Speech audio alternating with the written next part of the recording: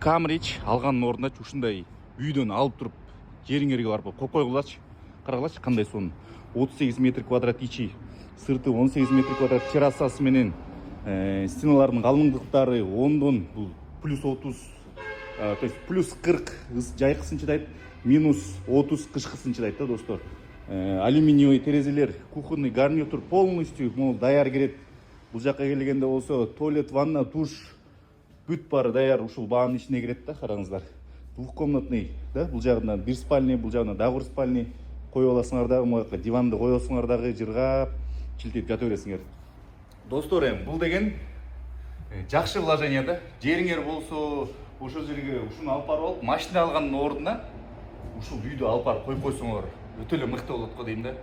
Ошондуктан жакшылап ойлонуп туруп, финансовый грамотность включать этип туруп, үй алып коюңарды сунуштайм. $20.000 бул турушу менен да, жериңерди айтасыңар, могу жерге коюш керек, биз алып барып туруп, ошол жерге коюп берип коебуз. Все болду, жашай бересиңер, же болбосо квартирага сдавать этип коесуңар. Элестеткиле мондай үйгө даяр. Бүт светтери подключенный, суусу подключенный, полностью под ключ да, достор. Бул не деген шумдук?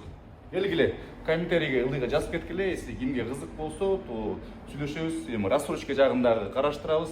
Ошондуктан Камрини алганын ордуна ушул үйдү алып койгулачы достор. Барыңыздарга ассаламу алейкум.